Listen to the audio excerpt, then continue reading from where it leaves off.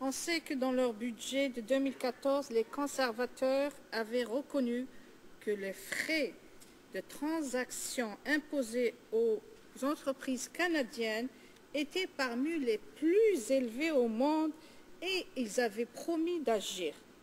Finalement, les entreprises de cartes de crédit n'auront qu'à prendre des mesures sur une base volontaire comme nous l'avons appris avec les années depuis qu'on siège avec l'approche des conservateurs qui laissent l'autorégulation et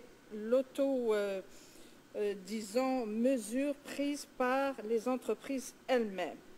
Donc, cela démontre que les conservateurs n'entendent pas défendre les intérêts des PME et des consommateurs canadiens lorsque cela risque de nuire aux intérêts des initiés de Bay Street. J'aimerais poser la question à mon collègue.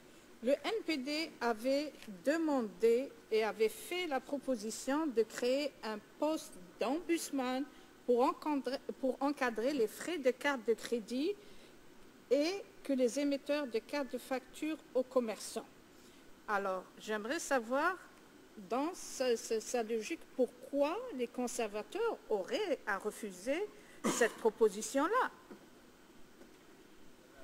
De Chambly-Baldura, on n'a pas beaucoup de temps. Une courte réponse, s'il vous plaît. Oui, bien, juste très rapidement, comme je l'ai dit dans mon discours, Monsieur le Président, c'est tellement une mesure simple que de enfin obliger les compagnies de cartes de crédit d'enlever ces frais aberrants-là sur nos petites et moyennes entreprises. Ça ne prendrait pas de temps, ça ne coûterait pas grand-chose et on serait capable de sauver des montants incroyables d'argent. Et au lieu que ça aille dans les poches des compagnies de cartes de crédit, c'est de l'argent qui retournerait à nos petites et moyennes entreprises et qui, conséquemment, retournerait dans nos collectivités. C'est ce qu'on veut, c'est ce qu'on propose, bien sûr, au NPD.